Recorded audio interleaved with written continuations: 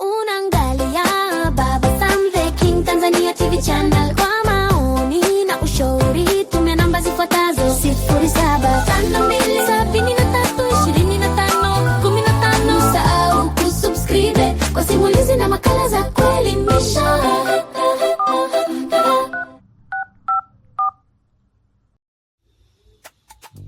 Uhali gani mpenzi msikilizaji wa simulizi za sauti? Karibu tena katika simulizi zetu za sauti ambazo umezoea kuzipata hapa. Na hii simulizi si nyingine, ni ile simulizi yako pendwa inayoitwa Msaliti wa Mapenzi sehemu ya 9.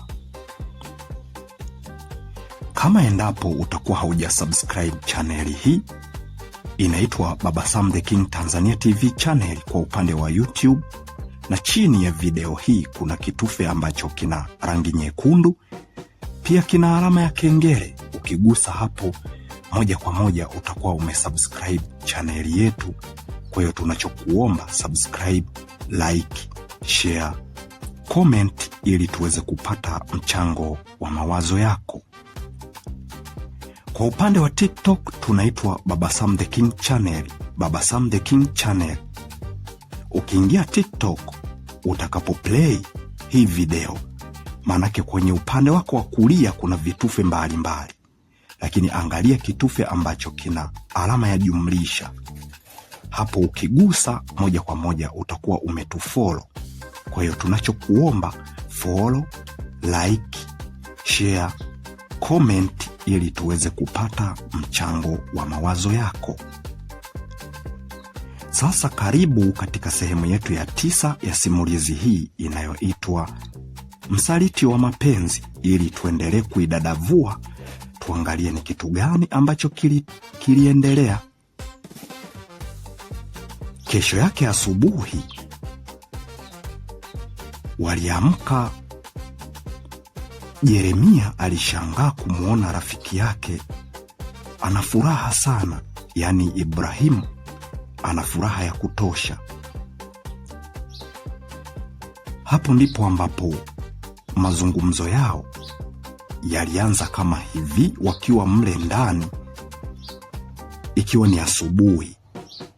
Rafiki yake na Ibrahimu, yaani Yeremia Mwamoto, akiwa ameshangaa kuona Ibrahimu ameamka akiwa ni mwenye furaha sana.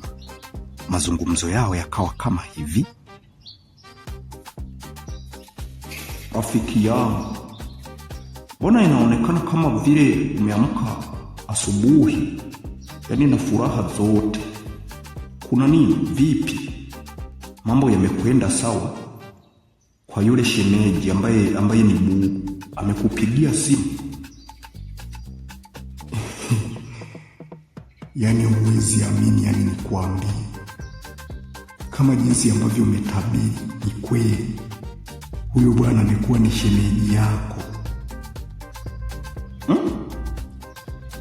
Lakini mimi nakajua kale ka binti kalikuwa ni kakubwa, huenda kana kuzidi kabisa. Kwa makini nako, maana kalikuwa mbele katika darasa, sisi kalikuwa kana tuzidi. Natakiwa tuwe makini. Kwani wewe Yeremia unaogopa mimi nikipata mshangazi? Wewe hujui kwamba mimi, kutokana na ulemavu wangu nilionao, watu ambao wanaweza kunipenda ni wachache sana katika dunia hii. Ni tofauti na wewe namna jinsi ulivyo. Rafiki yangu, usiseme hivyo. Hata sisi ambao hatuna ulemavu wowote, wewe tunatesekaga kwenye mapenzi. Asikudanganye mtu eti kwamba eti ndo mtu eti hana ulemavu eti ndo hawezi kuteseka. Kuteseka kuko pale pale. Asikwambie mtu. Ni mambo haya sasa ya kutesana kwenye mapenzi yako kote. Hakuna cha mtu eti ni mlemavu au ni mtu ambaye ni mzima, yani wote mnajikuta mumeteseka. Ni kweli. Lakini sasa Unajua kiwango ambacho mimi nitakachoteseka mimi mwenye ulemavu na kiwango ambacho utakachoteseka wewe ambaye hauna ulemavu, tutatofautiana. Hicho ndo nakwambia rafiki yangu. Yaani kuanzia leo ndo unatakiwa ukijue wanaoteseka kwenye mapenzi ambao hawana ulemavu ni wachache sana kuliko wenye ulemavu. Ni 15% kati ya 100. Lakini kwa watu wenye ulemavu 85% yote wanateseka. 15% tu ndo wanapata raha. Kwa hiyo natakiwa ukae na uitambue hiyo. Lakini ni kweli, maana hayo mambo mimi nimeyaona kabisa. Watu wengi wenye ulemavu, hasa wenye ulemavu wa macho, watu wanatengwa na vitu kama hivyo. Ni kweli, wala hapo mimi siwezi kugupinga. Mambo kabisa nayaona. Kwa sababu mimi sina ulemavu wa aina yeyote. Kwa hiyo kwa huko mitaani mimi nijipita tu maeneo wanaonaga hivyo vitu. Unajua mimi hapa naitwa Jeremia Mwamoto, kama jinsi nilivyokutambulisha rafiki yangu na namna jinsi ambavyo tumesoma pamoja na unavyoelewa. Sasa unafikiria ni kwa nini mimi nina lafudhi ya liha? Kwa sababu mimi tayari nilishaenda kwenda kurowea huko na nikaona nafanya kazi kwenye mashamba ya watu na nachunga ng'ombe za watu waha huko. Mwisho wa siku ule ukabila wangu wa Kinyakyusa tayari nikawa nimeupoteza, na ndio maana sasa hivi ukinisikiliza ni mwendo wa liha tu. Liha ndo ambacho nakijua vizuri kuliko hicho Kinyakyusa. Kwanza Kinyakyusa hata kwanza hakipo kabisa, hakipo. Kwa hiyo nilienda, mwisho wa siku wazazi wangu walikuja wakanifuata huko, wakanishona viboko. Mwisho wa siku ndio nikaja nikaanzisha shule. Sasa wakanianzisha shule ya watu wa Memkwa. Mwisho wa siku ndo nikawa nimehamia hapo, na ndio maana tukaja tukaonana. Kwa hiyo tangu utotoni mwangu nikiwa na umri wa miaka kama 5 sikuwepo kabisa. Nilikuwa kule nikiwa naendelea kuchunga mifugo ya waha na kufanya kazi za mashambani kule. Kwa hiyo ndio maana sasa, kwa hiyo kwenye umri wa miaka 8-9 hivi ndo walipoweza kunipata. Kwa hiyo nikawa nimesahau kabisa, maana nilitoroka kule Mbeya nikakimbilia moja kwa moja nikaja moja kwa moja hadi Kigoma. Sasa huko ndo ambako nilipoamua kwenda kuwekeza nguvu zangu. Lakini nashukuru waha ni wakarimu, nilikuwa naishi nao vizuri. Sema tu ndo hivyo tena. Unajua kusahau sehemu ya kwako ndo hivyo. Ukiishi na watu wengine vizuri huwa unasahau utamaduni wa huko. Kwa hiyo hata huko Kigoma niliwaona wengi sana watu wenye ulemavu, japokuwa nilikuwa bado ni mtoto. Lakini ninakumbuka kwamba mambo yalikuwaje. Niliwaona watu wengi wenye ulemavu wakiwa wanateseka na watu ambao wako kama wewe, wake zao wakawa wanachomoka na vitu ndani, wanakimbia navyo. Kwa hiyo anamwacha huyo mlemavu akiwa anateseka huko ndani. Yeye mwanamke ameshazoa kila kitu, ameondoka. Kwa hiyo rafiki yangu, hapo napo inatakiwa kuwa makini, maana hawa wanawake hawaeleweki. Huenda amekupenda kwa sababu ameona una uwezo wa kujishughulisha na mambo mengi. Kwa hiyo inatakiwa kuwa makini sana. Umezungumza mambo ambayo sikutegemea kabisa rafiki yangu kama utayazungumza. Lakini wacha tuone, acha inyeshe tuone panapovuja ni wapi. Ni kweli. Hapo hakuna namna. Tuache tu inyeshe tuone panapovuja ni wapi. Maana tusijifanye kwamba sisi ndo tunajua kila kitu. Hatujui. Kwa hiyo dhamira yake hapo Kafurora hapo mimi nakajua sana. Kalikuwa ni kama kalikuwa ningependa pesa hivi, lakini nakumbuka. Lakini anyway, huenda kwa sababu sasa hivi kameshakuwa, huenda kanaweza kakawa ni kama mwanamke kazuri. Kwa hiyo tukae chini tutulie kwanza tuone nini kitajiri. ni kweli kabisa.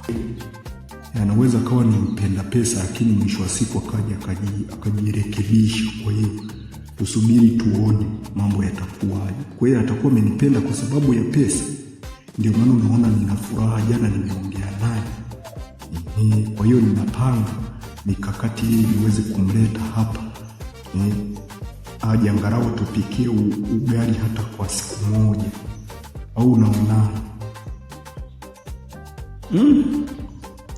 Ni rafiki yangu, mimi nakusikiliza wewe, maana bila wewe hadi sasa hivi sijui maisha yangu yangekuwa wapi. Mimi kazi yangu mimi ni kukuongoza na kukupeleka kokote kule unakotaka basi. Maana najua tayari sasa hivi tumeshakuwa kama ndugu. Kwa hiyo mambo mengine sasa ya kuhusiana na mapenzi, najua na wewe mwenyewe na mtu unayempenda. Mimi nitakuwa nakupa ushauri tu, lakini kanaonekana ni kakubwa kale, lakini pia kanaonekana tu, yani kalikuwa kama ningependa pesa hivi. Kwa hiyo inatakiwa uwe makini tu rafiki yangu basi, maana mambo ya mapenzi mimi siwezi nikayaingilia. Unajua mapenzi hayaingiliwi. Sije ningepata kitete kimoja kikubwa sana, mwisho wa siku ikaanza kujulikana kama mimi ni mumbea au mimi nimevunja mahusiano ya watu. Mimi sitaki hilo. Nataka muendelee na utuletee hapa shemeji, ili tusiwe tunapika au anapika yeye. Hata si wenyewe tutafurahi. Kwa hiyo hakuna tatizo kabisa hilo rafiki yangu. Baada ya kuzungumza maneno kama hayo, wote waliridhiana, lakini pia katika maliziano yao hayo, Ibrahimu alimwambia rafiki yake Jeremia Mwamoto kwamba yuko tayari kama endapo huyu binti atakuja moja kwa moja na kuanza kuishi pale. Itabidi waende wakodi site ambapo ndipo watakapokuwa wanaishi. Wafungue na waandike bango kubwa, wabandike pale. Wanajua tu wasanii watakuwa wanajileta kuliko kuendelea kukaa na kuzurura mtaani. Lakini kwa wakati huu ambapo bado mama mjengo hajaja, basi waendelee kuzurura. Basi alimsikiliza rafiki yake, na ilipofika mchana hivi wakaanza kuzurura tena kwenda kutafuta wasanii ambao wana uwezo wa kuandikia nyimbo ili waweze kupata pesa.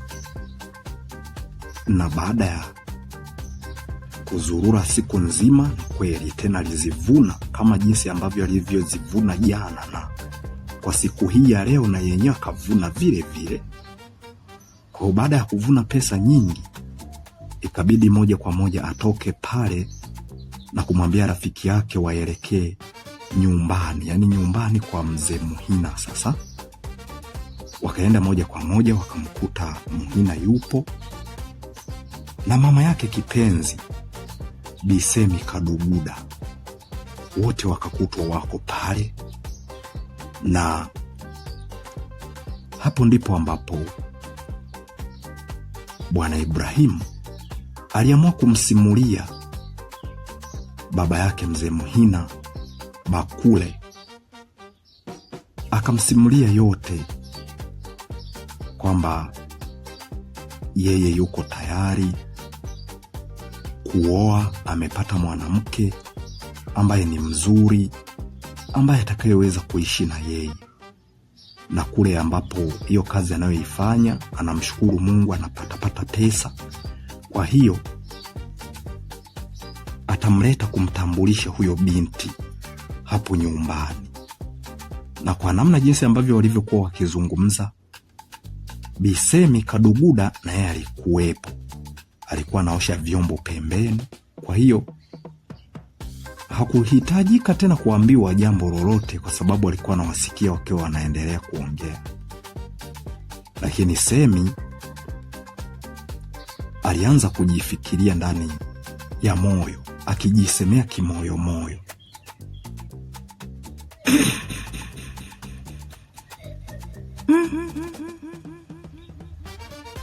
Ni kweli mwanangu atakuwa amepata kweli mchumba.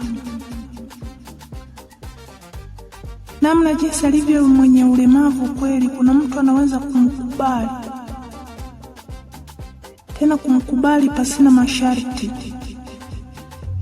Yana mkubali aje kuishi naye. Sio kwamba atakuwa anatafuta pesa.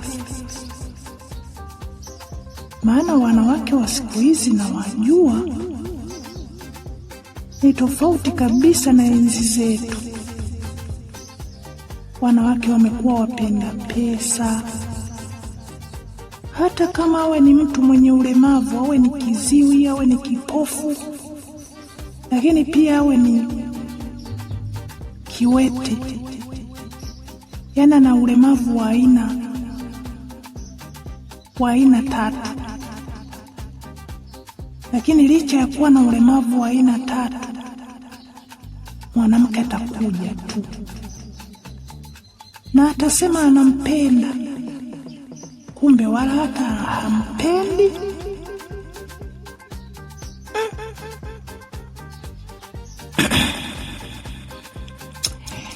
Inabidi nikae pembeni nizungumze na mtoto wangu, amlete kwanza huyo mtu nimuone. Hivi amekaa vizuri kweli, anampenda au ndo anataka kufanya vitu vya ajabu? Ngoja nitajua tu.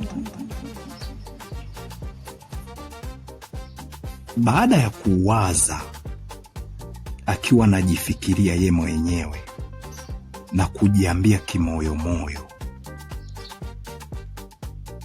Bi Semi, Ibrahimu alimuona kama mama yake haoshi vizuri vyombo, ni kama vile na yeye anataka kujua kitu, ingawa anajua kabisa kwamba yuko anawasikia, lakini hakuzungumza chochote. Na yeye baada ya kumwangalia mama yake akaona kama vile katika kuosha vyombo kwake kama vile ameacha na kuanza kama kufikiria hivi. Yeye akajua kwamba yuko anawasikiliza, kumbe alikuwa anaendelea kufikiria huyo mwanamke atakuwa kweli ni mzuri au anataka kuja kumtapeli mtoto wake. Mpenzi msikilizaji wa Simulizi za Sauti, sehemu ya 9 ya simulizi yetu hii inayoitwa Msaliti wa Mapenzi imeishia hapa. Kama endapo utakuwa hujasubscribe channel yetu kwa upande wa YouTube, hii channel inaitwa Baba Sam the King Tanzania TV channel. Chini ya video hii kuna kitufe ambacho kina rangi nyekundu, pia kina alama ya kengele. Ukigusa hapo moja kwa moja utakuwa ni mwana familia wetu wa Baba Sam the King Tanzania TV channel. Tunachokuomba subscribe, like, share, comment ili tuweze kupata mchango wa mawazo yako. Lakini kwa upande wa TikTok tunaitwa Baba Sam the King channel, Baba Sam the King channel. Unapoplay hii video, yani unapoicheza, juu upande wa kulia kuna vitufe ambavyo utakavyoviona, lakini wewe gusa kitufe ambacho kina alama ya jumlisha. Hapo moja kwa moja utakuwa umetufollow. Kwa hiyo tunachokuomba kwenye upande wa TikTok, follow, like video zetu kama umependezwa nazo, lakini pia share ili na wengine waweze kujifunza, pia comment ili tuweze kupata mchango wa mawazo yako. Mimi ni Hasdi02 Baba Sam the King. Hapo tumeona namna jinsi ambavyo Mzee Muhina akiwa anazungumza na mtoto wake Ibrahimu Muhina, lakini pia pembeni kuna rafiki yake na Muhina ambaye anaitwa Jeremia Mwamoto. Lakini licha ya kuwepo Jeremia na yeye akiwa anaendelea kuwasikiliza hapa na pale, baba na mtoto wakiwa wanaendelea kuzungumza, pembeni kidogo yupo mama ambaye ni Bi Semi Kaduguda, anaendelea kuosha vyombo, lakini huku akiwa anaendelea kujifikiria yale ambayo anayoendelea kuyasikia kutoka kwa kijana wake. Je, unahisi ni kweli Flora ataletwa katika familia hiyo ya Bwana Muhina au unahisije? Ni kweli Flora atakuwa ana mapenzi ya dhati na huyu kijana wa kuitwa Ibrahim, au anampendea pesa kama namna jinsi Bisemi Kadubuda anavyoanza kuwaza? Yote hayo huenda ukayapata katika sehemu ijayo. Mimi ni Hasdi02 Baba Sam the King, ekuage niseme kwa heri mpaka sehemu ijayo.